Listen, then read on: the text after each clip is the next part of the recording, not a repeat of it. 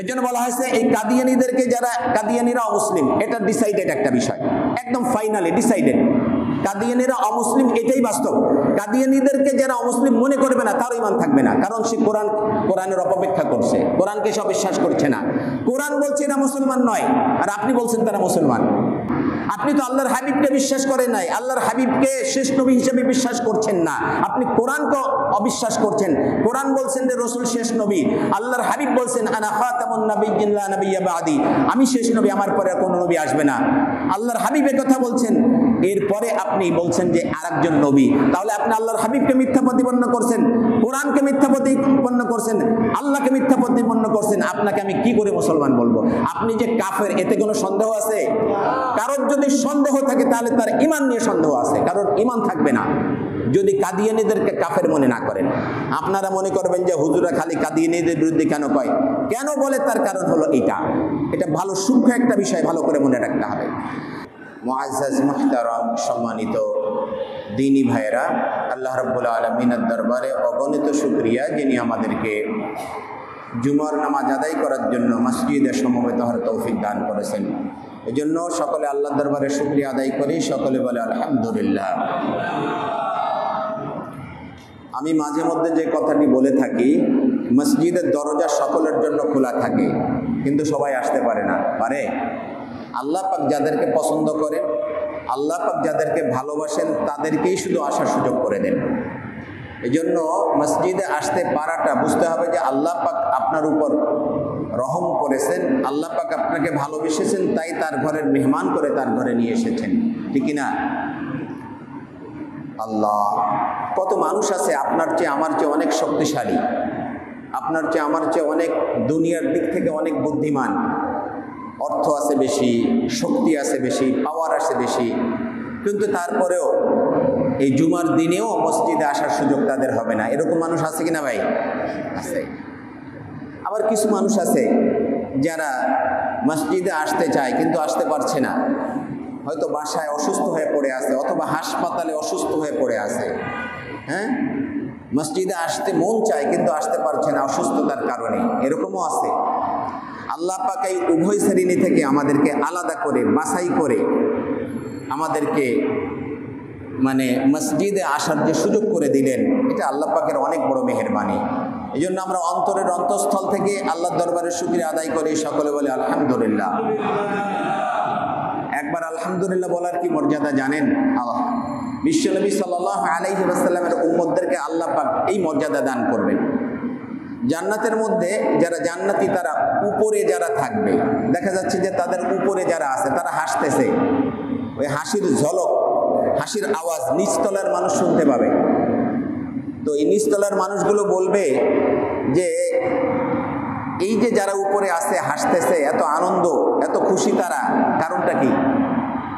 কি কারণে তারা আজকে এত আনন্দ বা এত মর্যাদা তারা লাভ করলো, যে তারা আমাদের চেয়ে উপরের লেভেলে, আপার ক্লাসে আছে, এবং তারা এত হাসি খুশি আমাদের চেয়ে, এর কারণটা কি?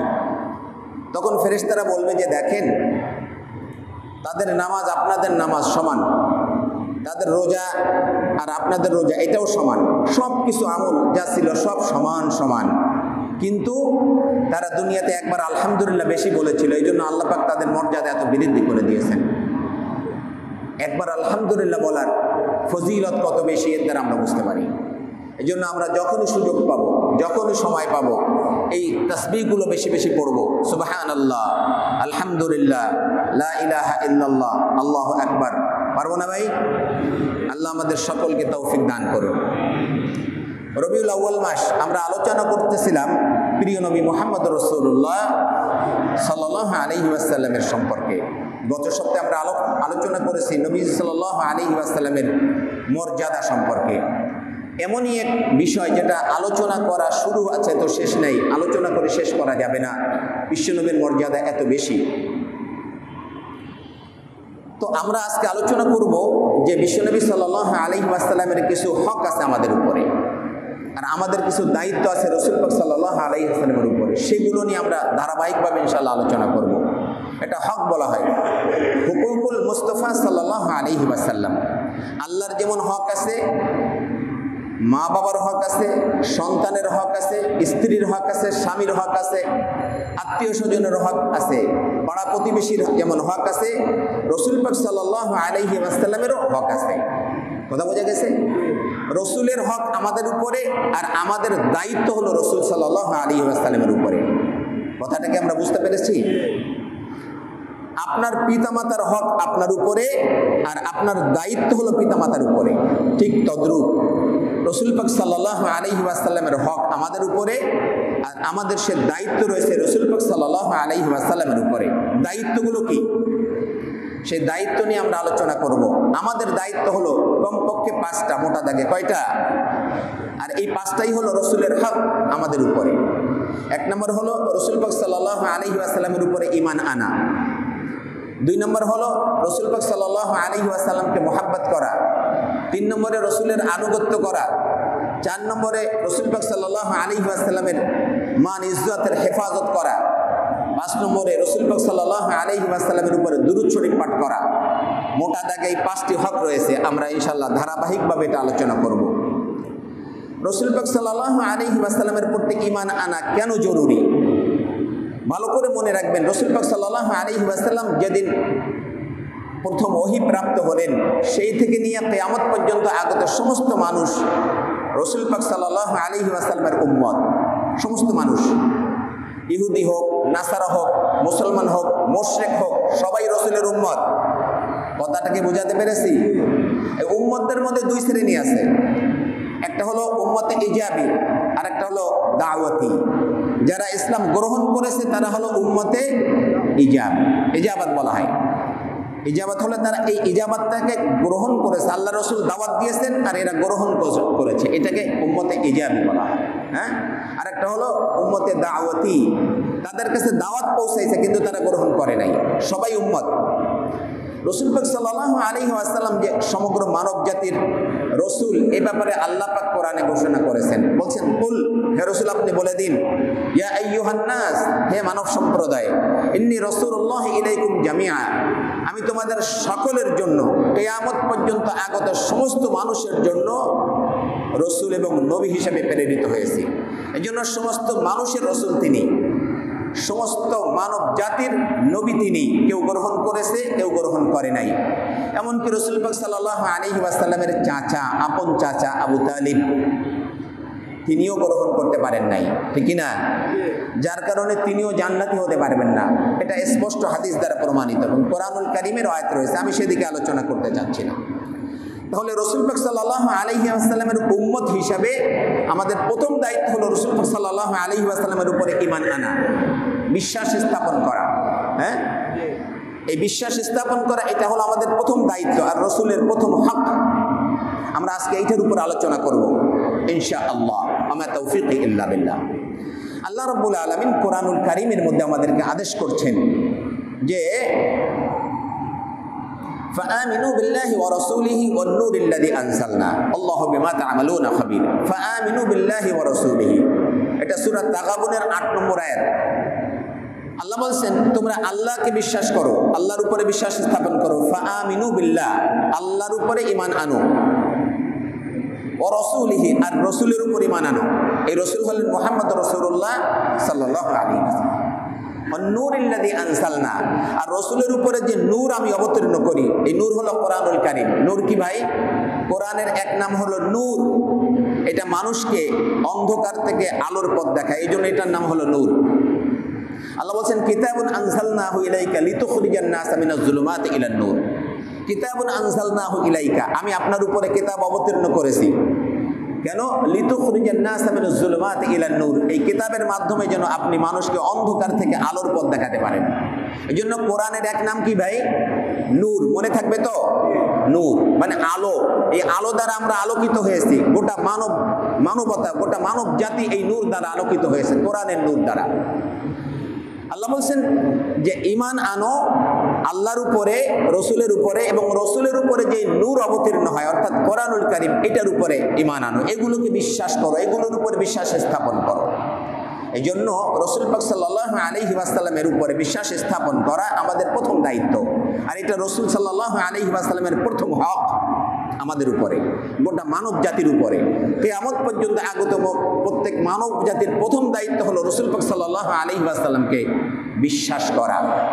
কিভাবে বিশ্বাস করবেন এটাও আলোচনা আছে, আমরা ইনশাআল্লাহ আলোচনা করব। আল্লাহ রাব্বুল আলামিন সূরা আল ফাতহ এর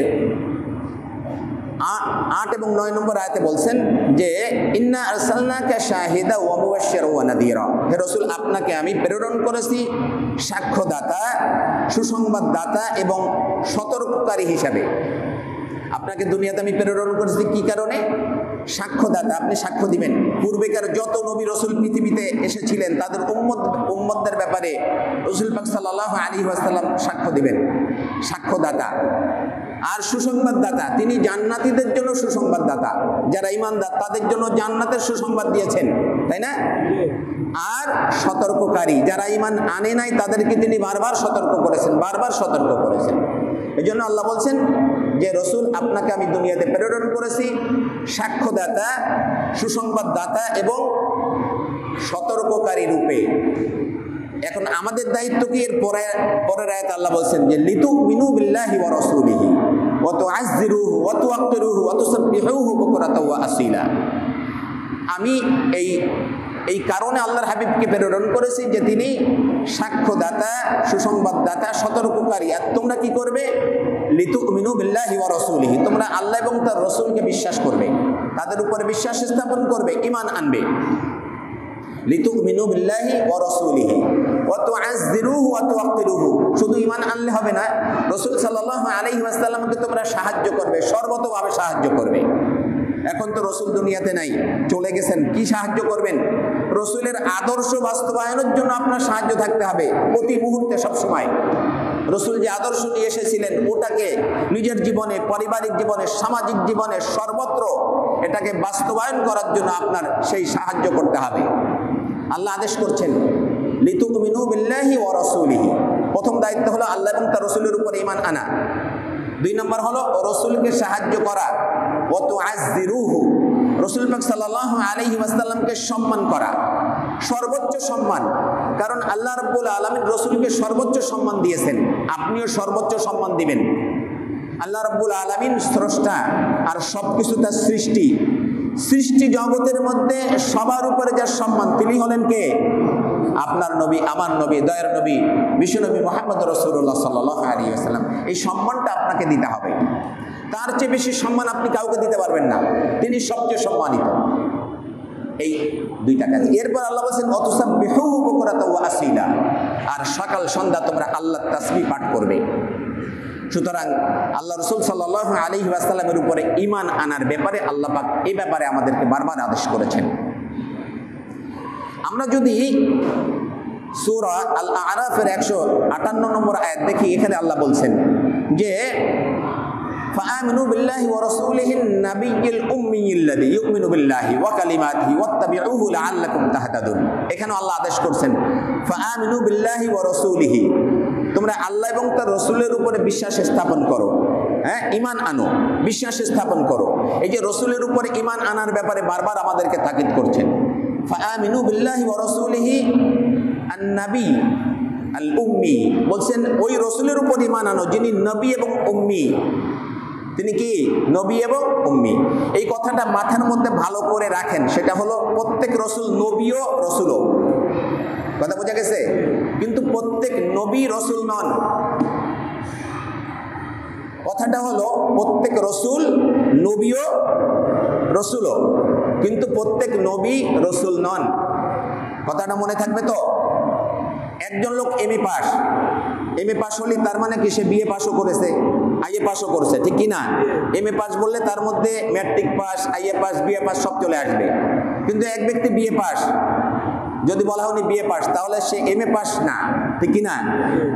ঠিক এরকম যত রাসূল এসেছেন পৃথিবীতে সবাই নবীও রাসূলও, কিন্তু প্রত্যেক নবী রাসূল নন। রাসূল আর নবীর পার্থক্য হলো, রাসূল বলা হয় সেই সকল নবীদেরকে যাদের কাছে নতুন কিতাব এসেছে, নতুন শরীয়ত এসেছে, কথা বোঝা গেছে? তাদেরকে কি বলা হয়? রাসূল বলা হয়।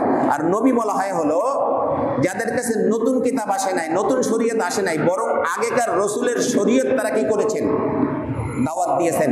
যেমন মুসা আলাইহিস সালাম রসুল ও নবীও, মুসা আলাইহিস সালামের কাছে তাওরাত এসেছে, নতুন শরীয়ত এসেছে, তিনি দাওয়াত দিয়েছেন। কিন্তু তার ভাই হারুন, তিনি রসুল নন, তিনি নবী।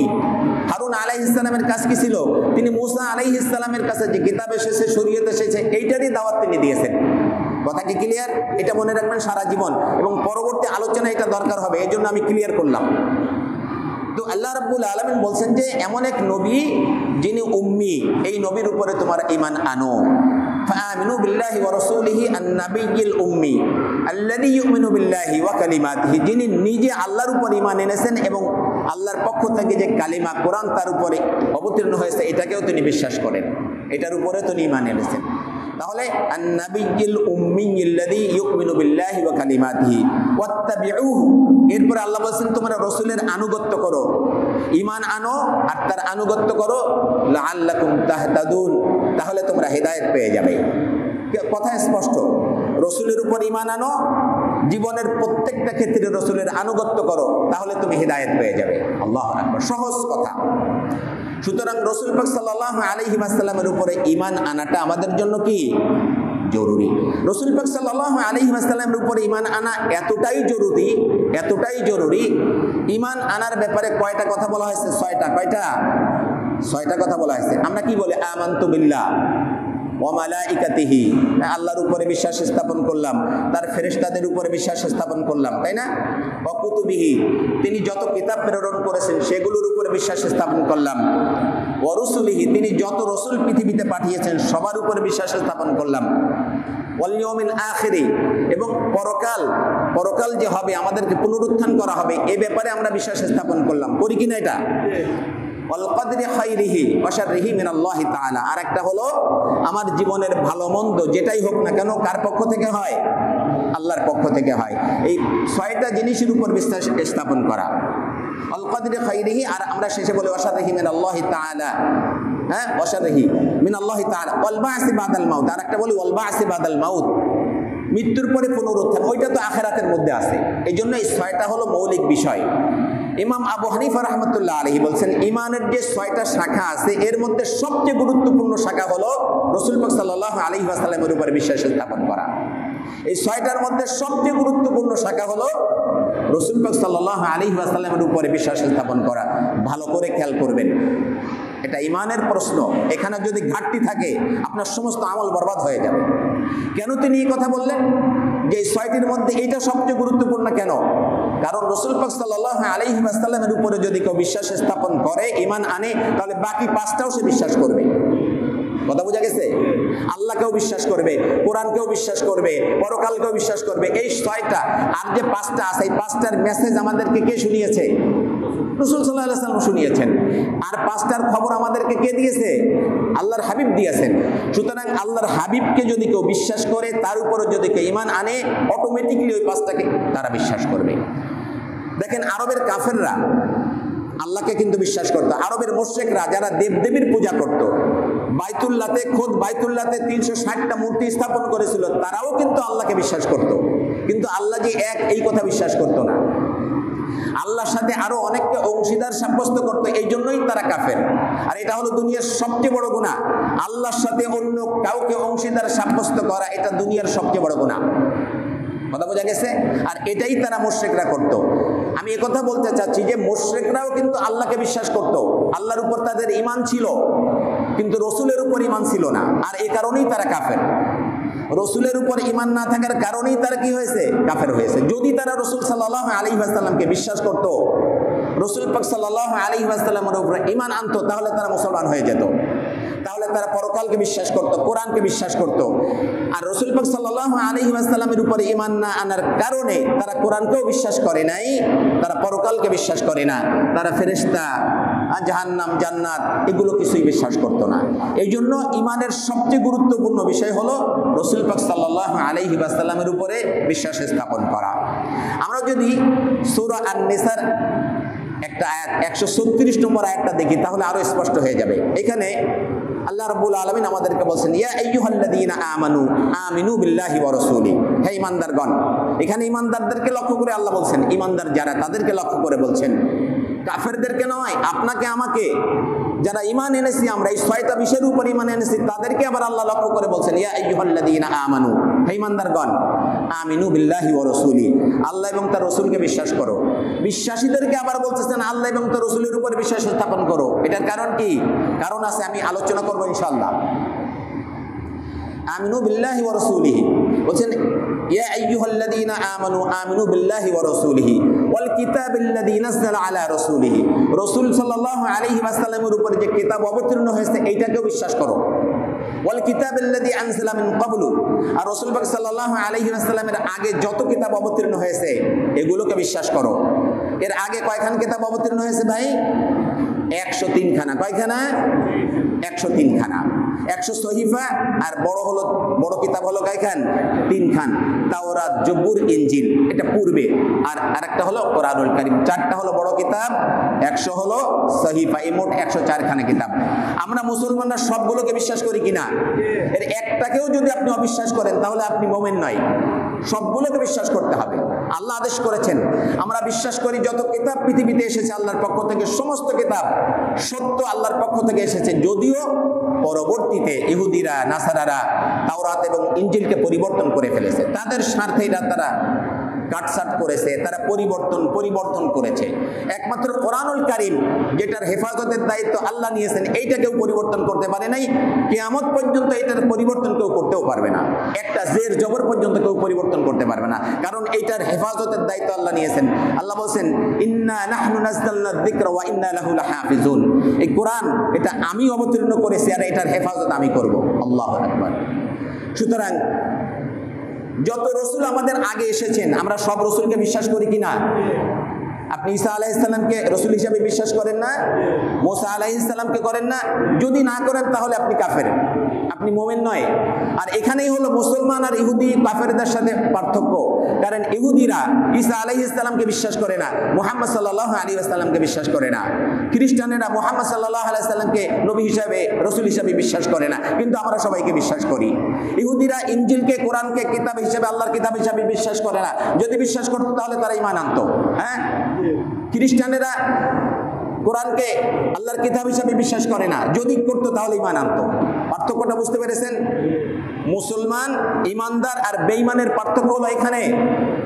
তো এই জন্য আল্লাহ রাব্বুল আলামিন বলছেন ইয়া আইয়ুহাল্লাযীনা আমানু আমিনু বিল্লাহি ওয়া রাসূলিহি ওয়াল কিতাবিল্লাযী নাযালা আলা রাসূলিহি ওয়াল কিতাবিল্লাযী আনজালা মিন ক্বাবলু ওয়া মান ইয়াকফুর বিল্লাহি ওয়া মালাইকাতিহি ওয়া কুতুবিহি ওয়া রুসুলিহি ওয়াল ইয়াউমিল আখির ফাকাদ দাল্লা দালালান বাঈদা। এরপর আল্লাহ বলেন যে ব্যক্তি ওয়া মান ইয়াকফুর বিল্লাহি ওয়া মালাইকাতিহি, যে ব্যক্তি আল্লাহ এবং তার ফেরেশতাদেরকে অস্বীকার করে, কুতুবিহি, যত কিতাব অবতীর্ণ হয়েছে তার কোনো একটাকে যদি অবিশ্বাস করে, কোনো একটা না, কোনো একটার একটা শব্দ যদি অবিশ্বাস করে, কোরআনুল কারীমের একটা শব্দকে যদি কেউ অবিশ্বাস করে তাহলে সে কাফের হয়ে যাবে। কোরআনুল কারীমের কোনো একটা শব্দকে যদি কেউ অস্বীকার করে, অমান্য করে, অবিশ্বাস করে, তাহলে সে কি হয়ে যাবে? কাফের হয়ে যাবে, সে আর মুমিন থাকবে না। এই জন্য আল্লাহ বলছেন ওয়া মান ইয়াকফুর বিল্লাহি ওয়া মালাইকাতিহি ওয়া কুতুবিহি ওয়া রুসুলিহি, রসুল সাল্লাল্লাহু আলাইহি, যত রসুল এসেছেন সবাইকে বিশ্বাস স্থাপন করতে হবে, সবাইকে বিশ্বাস করতে হবে। ওয়া মান ইয়াকফুর বিল্লাহি ওয়া মালাইকাতিহি ওয়া কুতুবিহি ওয়া রুসুলিহি ওয়াল ইয়াউমিল আখির, আর যদি কেউ পরকালকে অবিশ্বাস করে ফাকাদ দাল্লা দালালান বাঈদা, আল্লাহ বলেন সে পথভ্রষ্ট। শুধু পথভ্রষ্ট নয়, মানে কঠিন পথভ্রষ্ট হয়ে সে অনেক দূরে চলে যাবে। তাহলে এইগুলোকে কোনোটাকেই আপনি অবিশ্বাস করতে পারবেন না। হ্যাঁ, তাহলে এখানে মুফাসসিরিন ইকরাম বলেছেন কেউ যদি রাসূল পাক সাল্লাল্লাহু আলাইহি ওয়াসাল্লামের উপর বিশ্বাস স্থাপন করে তাহলে এই যে বাকি যেগুলো আছে, ফেরেশতা, আগেকার রাসূলগণ, আগেকার কিতাবগুলো, তাই না, সব কিছুকে সে বিশ্বাস করবে, ঠিক কি না? আর রাসূল পাক সাল্লাল্লাহু আলাইহি ওয়াসাল্লামের উপর যদি বিশ্বাস স্থাপন না করে, যদি তার প্রতি ঈমান না আনে, তাহলে ঈমানের মধ্যে খলত মলত হয়ে যাবে। একটাকে বিশ্বাস করবে আর একটাকে বিশ্বাস করবে না, একটাকে বিশ্বাস করবে আর একটাকে ছেড়ে দিবে। এই জন্য ঈমানের সবচেয়ে গুরুত্বপূর্ণ বিষয় হলো, ঈমানের যতগুলো সাবজেক্ট আছে, বিষয় আছে, যতগুলো শাখা আছে, তার সবচেয়ে গুরুত্বপূর্ণ শাখা হলো বিশ্বনবী সাল্লাল্লাহু আলাইহি ওয়াসাল্লামের উপরে বিশ্বাস স্থাপন করা। আল্লাহু আকবার। এই জন্য ভাই আমরা এই জায়গাটা এখন বিশ্বাসটা কতটা থাকতে হবে, এই বিশ্বাসটা আল্লাহ পাক যেখানে বললেন ইয়া আইয়ুহাল্লাযীনা আমানু আমিনু বিল্লাহি ওয়া রাসূলিহি, হে ঈমানদারগণ তোমরা আল্লাহ এবং তার রাসূলের উপর বিশ্বাস স্থাপন করো। ঈমানদারদেরকে লক্ষ্য করে বলছেন, এখানে চারটি বিষয় আছে। রাসূল পাক সাল্লাল্লাহু আলাইহি ওয়াসাল্লামকে চারটি বিষয় আপনাকে বিশ্বাস করতে হবে। এক নম্বর হলো রাসূল পাক সাল্লাল্লাহু আলাইহি ওয়াসাল্লাম রাসূল এবং নবী, এই কথাটা বিশ্বাস করতে হবে। দুই নম্বর হলো রাসূল পাক সাল্লাল্লাহু আলাইহি ওয়াসাল্লাম শেষ নবী, এটাও বিশ্বাস করতে হবে। এটা কি করতে হবে? কেউ যদি রাসূল পাক সাল্লাল্লাহু আলাইহি ওয়াসাল্লামকে শেষ নবী হিসেবে বিশ্বাস না করেন তাহলেও সে কাফের। কারণ আল্লাহ পাক কোরআনুল কারীমের মধ্যে বলে দিয়েছেন, মা কানা মুহাম্মাদুন আবা আহাদিম মির রিজালিকুম ওয়ালাকিন রাসূলুল্লাহ ওয়া খাতামান নাবিয়্যিন। বলছেন মুহাম্মদ সাল্লাল্লাহু আলাইহি ওয়াসাল্লাম কোনো পুরুষের পিতা নন, বরং তিনি একজন রাসূল। আবা আহাদিম মির রিজালিকুম ওয়ালাকিন রাসূলুল্লাহ, তিনি আল্লাহর রাসূল, ওয়া খাতামান নাবিয়্যিন, এবং তিনি শেষ নবী। আল্লাহ পাক বলে দিয়েছেন তিনি শেষ নবী। তিনি রসুল তো রসুল, তিনি শেষ নবীও, এ কথা আল্লাহ ঘোষণা করে দিয়েছেন। এখন এরপরে যদি কেউ রসুলকে শেষ নবী না মানে, বরং কেউ যদি তারপরে আরো কোনো নবী আছে এটা বিশ্বাস করে, তাহলে সে কি আর মুসলমান থাকবে? সে কি হয়ে যাবে? কারণ কোরআনের আয়াতকে সে অস্বীকার করছে, কোরআনের আয়াতকে কি করছে? সে অস্বীকার করছে, এই জন্য সে কাফের হয়ে যাবে। এই জন্য ভাই রাসূল পাক সাল্লাল্লাহু আলাইহি ওয়াসাল্লামের কে বিশ্বাস করতে হবে চারটি বিষয়। এক হলো তিনি নবী, রসুল এবং তিনি শেষ নবী। আচ্ছা, ভালো করে খেয়াল করেন, আমাদের দেশে এক শ্রেণী আছে কাদিয়ানি গ্রুপ, কাদিয়ানি, এরা গোলাম আহমদ কাদিয়ানিকে নবী মনে করে এবং তারা বলে যে রসুল মুহাম্মদ সাল্লাল্লাহু আলাইহি ওয়াসাল্লাম হলো শ্রেষ্ঠ নবী, কিন্তু গোলাম আহমদ কাদিয়ানি হলো, তারা বলে মুহাম্মদ সাল্লাল্লাহু আলাইহি ওয়াসাল্লাম শেষ রসুল, কিন্তু গোলাম আহমদ কাদিয়ানি একজন নবী, তিনি ছায়া নবী, জিল্লি নবী, এই কথা বলেন। কিন্তু আল্লাহ পাক এই কথা যেন বলতে না পারে, এই জন্য আল্লাহ পাক কি বলেছেন যে খাতামান নাবিয়্যিন, তিনি শেষ নবী, মানে এরপরে আর কোনো রসুল তো আসবেনই না, এমনকি নবীও আসবেন না। রসুল আসবেন না, এমনকি নবীও আসবেন না। আল্লাহ কিন্তু কথা বলেন নাই, মা কানা মুহাম্মাদুন আবা আহাদিম মির রিজালিকুম ওয়ালাকিন রাসূলুল্লাহ ওয়া খাতামার রাসূল, এই কথা বলেন নাই। তিনি শেষ রসুল এটা বলেন নাই, বলেছেন তিনি শেষ নবী, মানে এরপরে আর কোনো নবীও পৃথিবীতে আসবে না। কথাটাকে বুঝাতে পেরেছি ভাই? এই জন্য এরপরে যদি কেউ নবী দাবি করে তাহলে দুনিয়ার সবচেয়ে বড় ভণ্ড হলো সে, সবচেয়ে বড় মিথ্যাবাদী। গোলাম আহমদ কাদিয়ানি দুনিয়ার সবচেয়ে বড় মিথ্যাবাদী ছিল। এর জন্য বলা হয়েছে এই কাদিয়ানিদেরকে, যারা কাদিয়ানিরা অমুসলিম, এটা ডিসাইডেড একটা বিষয়, একদম ফাইনালি ডিসাইডেড। কাদিয়ানিরা অমুসলিম, এটাই বাস্তব। কাদিয়ানিদেরকে যারা অমুসলিম মনে করবে না তার ঈমান থাকবে না, কারণ সে কোরআনের অপব্যাখ্যা করছে, কোরআনকে সে অবিশ্বাস করছে না। কোরআন বলছে এরা মুসলমান নয়, আর আপনি বলছেন তারা মুসলমান। আমি একটা কথা বলি, ঢাকা ইউনিভার্সিটিতে ভর্তি হতে গেলে কি করতে হয়? আগে ইন্টারমিডিয়েট পাস করে ওইখানে অ্যাডমিশন দেওয়ার পরে পাস করলে পরে ভর্তি হতে পারে, তখন সে ঢাকা ইউনিভার্সিটির ছাত্র হয়, ঠিক কিনা? আরে আপনি তো ইন্টারমিডিয়েট পাস করেন না, আপনি তো অ্যাডমিশন টেস্ট দিন না, আপনাকে কেমনে আমি ঢাকা ইউনিভার্সিটির ছাত্র বলবো? আপনি তো আল্লাহর হাবিবকে বিশ্বাস করেন নাই, আল্লাহর হাবিবকে শেষ নবী হিসেবে বিশ্বাস করছেন না, আপনি কোরআনকে অবিশ্বাস করছেন। কোরআন বলছেন যে রসুল শেষ নবী, আল্লাহর হাবিব বলছেন আনা খাতামুন নাবিয়্যিন লা নাবিয়্যা বাদি, আমি শেষ নবী, আমার পরে আর কোনো নবী আসবে না। আল্লাহর হাবিব এই কথা বলছেন, এরপরে আপনি বলছেন যে আরেকজন নবী, তাহলে আপনি আল্লাহর হাবিবকে মিথ্যা প্রতিপন্ন করছেন, কোরআনকে মিথ্যা প্রতিপন্ন করছেন, আল্লাহকে মিথ্যা প্রতিপন্ন করছেন। আপনাকে আমি কি করে মুসলমান বলবো? আপনি যে কাফের, এতে কোনো সন্দেহ আছে? কারোর যদি সন্দেহ থাকে তাহলে তার ঈমান নিয়ে সন্দেহ আছে, কারোর ঈমান থাকবে না যদি কাদিয়ানীদেরকে কাফের মনে না করেন। আপনারা মনে করবেন যে হুজুরা খালি কাদিয়ানীদের বিরুদ্ধে কেন কয়, কেন বলে, তার কারণ হলো এটা ভালো সূক্ষ্ম একটা বিষয়, ভালো করে মনে রাখতে হবে। তাহলে রাসূল পাক সাল্লাল্লাহু আলাইহি ওয়াসাল্লামকে শেষ নবী হিসাবে বিশ্বাস করতে হবে। 3 নম্বর, রাসূল পাক সাল্লাল্লাহু আলাইহি ওয়াসাল্লাম যে আদর্শ নিয়ে এসেছেন এটাকে কল্যাণকর আদর্শ মনে করতে হবে। রাসূলের আদর্শ, রাসূলের জীবন, এটা কল্যাণকর জীবনে, কল্যাণকর আদর্শ, এটা আপনাকে মেনে নিতে হবে। আপনি যদি এটা মেনে না নেন তাহলে রাসূল পাক সাল্লাল্লাহু আলাইহি ওয়াসাল্লামের উপরে ঈমান আনা যথার্থ হবে না। রাসূল পাক সাল্লাল্লাহু আলাইহি ওয়াসাল্লাম যেটা নিষেধ করেছেন সেটা থেকে দূরে থাকতে হবে। রাসূল পাক সাল্লাল্লাহু আলাইহি ওয়াসাল্লাম যার আদেশ করেছেন ওটাকে মেনে নিতে হবে। এই ঈমানটাও থাকতে হবে। রাসূল সাল্লাল্লাহু আলাইহি ওয়াসাল্লাম নিষেধ করেছেন সুদের কাছে যাওয়া যাবে না, সুদ খাওয়া যাবে না, সুদ দেওয়া যাবে না, সুদের সাক্ষী থাকা যাবে না। এখন যদি এটা মনে করেন যে না এটা ভালো হয় নাই, বুঝতে হবে আপনি রাসূল সাল্লাল্লাহু আলাইহি ওয়াসাল্লামকে বিশ্বাস করেন নাই, আপনি এখনো তার উপর ঈমান আনেন নাই। কথা কি বোঝাতে পেরেছি ভাই? রাসূল সাল্লাল্লাহু আলাইহি ওয়াসাল্লাম আমাদেরকে পর্দায় থাকতে বলেছেন, আল্লাহ বলেছেন। এখন এটাকে যদি আপনি অপছন্দ করেন তাহলে বুঝতে হবে এখনো আপনি রাসূল পাক সাল্লাল্লাহু আলাইহি ওয়াসাল্লামকে যথাযথ বিশ্বাস করতে পারেন নাই, এখনো রাসূল পাক সাল্লাল্লাহু আলাইহি ওয়াসাল্লামের উপর ঈমান আনতে পারেন নাই।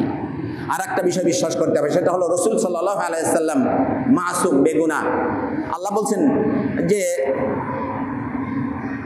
মা তাকদ্দামা মিন যামবিকা ওয়া মা তাআখারা, হে রাসূল আপনার পিছনের গুনাহ পূর্বের গুনাহ সব আমি মাফ করে দিয়েছি। মানে রাসূল পাক সাল্লাল্লাহু আলাইহি ওয়াসাল্লামের কোনো গুনাহই ছিল না জীবনে, সমস্ত নবীগণ মাসুম, সমস্ত নবীগণ, এটা বিশ্বাস করতে হবে। এই চারটা বিষয় রাসূল পাক সাল্লাল্লাহু আলাইহি ওয়াসাল্লামের উপরে ঈমান আনতে হবে। কথা বোঝা গেছে? যেটা বলছিলাম যে সবচেয়ে গুরুত্বপূর্ণ বিষয় হলো রাসূল, ঈমানের যতগুলো শাখা আছে তার সবচেয়ে গুরুত্বপূর্ণ বিষয় হলো রাসূল পাক সাল্লাল্লাহু আলাইহি ওয়াসাল্লামের উপর ঈমান আনা। কারণ মক্কার কাফেররাও, মক্কার মুশরিকরাও বিশ্বাস করত যে আল্লাহ আছেন, কিন্তু তার রাসূলকে বিশ্বাস করতেন না। আল্লাহ যে আছেন, আল্লাহ কোরআনে সে কথা বলেছেন, ওয়ালা ইন সাআলতাহুম মান খালাকাস সামাওয়াতি ওয়াল আরদা লা ইয়াকুলুন্নাল্লাহ, তাদেরকে জিজ্ঞাসা করুন আসমান জমিন কে সৃষ্টি করেছে, এই কাফেররা, এই মুশরিকরা বলবে লা ইয়াকুলুন্নাল্লাহ, আল্লাহ সৃষ্টি করেছেন। তাদেরকে জিজ্ঞাসা করুন আসমান থেকে পানি বাড়ি বর্ষণ কে করে, বৃষ্টি কে দেয়, এই কাফেররা বলবে আল্লাহ, এটা তারা বলতো। ইভেন আবু জাহেল যখন বদরের যুদ্ধে যায়, বাইতুল্লাহর গেলাপ ধরে এই শপথ করেছিল, বাইতুল্লাহর গেলাপ ধরে আবু জাহেল বলছিল, কি কথা বলেছিল জানেন? আবু জাহেল বলছে, হে আল্লাহ, আমি যদি সত্য হই, আমরা যদি সত্য হই, তাহলে আমাদেরকে তুমি বিজয় দান করো, আর যদি মুহাম্মদ সাল্লাল্লাহু আলাইহি সাল্লাম সে যদি সত্য হয়, বিজয় তাকে দান করো। চিন্তা করছেন আল্লাহকে সে বিশ্বাস করতো কিনা? আল্লাহ যে আছে এই কথা সেও বিশ্বাস করত, কিন্তু রসুলকে বিশ্বাস করতো না, রসুলের উপর ঈমান আনে নাই, এই জন্য সে কাফের হয়ে গেছে। আর আল্লাহর সাথে শরীক করত, আল্লাহর সাথে কি করত? অন্যদেরকে শরীক করত, এটা হলো কাফের।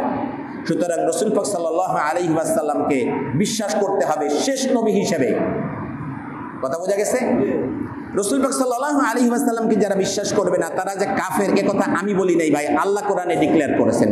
সূরাতুল ফাতহ আয়াত নাম্বার 13 আল্লাহ বলেন, ওয়া মান লাম ইউমিন বিল্লাহি ওয়া রাসূলিহি ফাইন্না আ'তাদনা লিল কাফিরিনা সাঈরা। আল্লাহ বলেন, যে ব্যক্তি আল্লাহ এবং তার রসুলকে বিশ্বাস করবে না, আল্লাহকে বিশ্বাস করবে না অথবা তার রসুলকে বিশ্বাস করবে না, রসুলের উপরে ঈমান আনবে না, আল্লাহ রসুল যে আল্লাহর পক্ষ থেকে প্রেরিত হয়েছেন এই কথা যে বিশ্বাস করবে না, আল্লাহ বলেন ফাইন্না আ'তাদনা লিল কাফিরিনা সাঈরা, এই সকল কাফেরদের জন্য আমি জাহান্নামকে প্রস্তুত করছি। কাফের ঘোষণা কে দিয়েছেন? ফতোয়া কে দিয়েছেন? আল্লাহ। এরা যে কাফের, এই ফতোয়া কে দিলেন? আল্লাহ ফতোয়া দিয়ে দিয়েছেন যারা কাফের।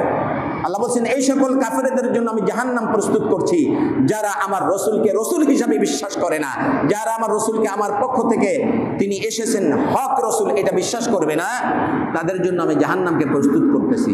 সুতরাং এই কাফের জন্য আমরা না হই। যারা ঈমান এনেছে রাসূল পাক সাল্লাল্লাহু আলাইহি ওয়াসাল্লামকে এইভাবেই বিশ্বাস করতে হবে, আর যারা ঈমান আনে নাই, রসুলকে বিশ্বাস করে নাই, তারা কি? কাফের। আল্লাহ বলে দিয়েছেন।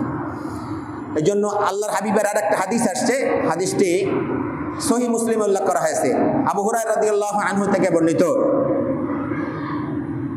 عن أبي هريرة رضي الله عنه قال قال رسول الله صلى الله عليه وسلم والذي نفس محمد بيده لا يسمع بأحد من هذه الأمة يهودي ولا نصراني ثم يموت ولم يؤمن بالذي أرسلت به إلا كان من أصحاب النار أو كما قال عليه الصلاة والتسليم। রাসূল পাক সাল্লাল্লাহু আলাইহি ওয়াসাল্লামের প্রিয় সাহাবী আবু হুরায়রা রাদিয়াল্লাহু আনহু বলেন যে রাসূল পাক সাল্লাল্লাহু আলাইহি ওয়াসাল্লাম ইরশাদ করেছেন যে লা ইয়াসমাউ বি আহাদুম মিন হাযিহিল উম্মাহ, এই উম্মতের মধ্যে যারাই আমার আগমনের বার্তা শুনেছে, উম্মত বলতে কি ওই মনে আছে তো, একদল হলো যারা গ্রহণ করেছে আর একদল যারা দাওয়াতি এখন গ্রহণ করে নাই, সবাই সমস্ত উম্মত, সমস্ত মানুষ, কিয়ামত পর্যন্ত আগত সমস্ত মানুষ। হ্যাঁ, রাসূলুল্লাহ সাল্লাল্লাহু আলাইহি ওয়াসাল্লাম বলেন লা ইয়াসমাউ বি আহাদুম মিন হাযিহিল উম্মাহ ইহুদিয়্যুন ওয়ালা নাসরানিয়্যুন। আল্লাহর হাবিব বলেন যে এই উম্মতের সমস্ত মানুষ, সে হোক ইহুদি অথবা হোক নাসারা, ইহুদি হোক অথবা খ্রিস্টান হোক, যারাই আমার আগমনের বার্তা শুনলো, আমি যেটা নিয়ে এসেছি এটার উপরে যদি ঈমান না আনে, অর্থাৎ রাসূল পাক সাল্লাল্লাহু আলাইহি ওয়াসাল্লামকে যদি বিশ্বাস না করে, আল্লাহর হাবিব বললেন অবশ্যই সে জাহান্নামে যাবে। কোথায় যাবে? সে জাহান্নামের অধিবাসী হবে। ইহুদিয়্যুন ওয়ালা নাসরানিয়্যুন সুম্মা ইয়ামুতু, এই বিশ্বাস না করে সে মৃত্যুবরণ করলো, অর্থাৎ ঈমান না এনেই মারা গেল। ওয়ালাম ইউমিন বিল্লাযী উরসিলতু বিহি ইল্লা কানা মিন আসহাবিন নার। আল্লাহ বলেন সে অবশ্যই, আল্লাহর হাবিব বলেন সে অবশ্যই কি হবে? জাহান্নামের অধিবাসী হবে। তাহলে এই উম্মতের প্রথম দায়িত্ব হলো রাসূল পাক সাল্লাল্লাহু আলাইহি ওয়াসাল্লামের উপরে, এই উম্মতের প্রথম দায়িত্ব হলো রাসূল পাক সাল্লাল্লাহু আলাইহি ওয়াসাল্লামের উপরে ঈমান আনা। আর আমাদের প্রথম মানে রসুলের প্রথম হক হলো আমাদের উপরে রসুল পাক সাল্লাল্লাহু আলাইহি ওয়াসাল্লামের উপরে ঈমান আনা। আমরা বুঝেছি তো ভাই, ঈমানটা যেন আমাদের মজবুত থাকে। আমরা যত বিষয় আল্লাহর হাবিব আমাদেরকে আদেশ করেছেন, নিষেধ করেছেন, আল্লাহর হাবিব আমাদেরকে দিক নির্দেশনা দিয়েছেন, এবং ঈমানের যে বিষয়গুলো আল্লাহর হাবিব বলেছেন, এই বিষয়গুলোর উপরে যেন আমরা সুদৃঢ় থাকতে পারি। আল্লাহ পাক আমাদেরকে সেই তৌফিক দান করুন, আমিন।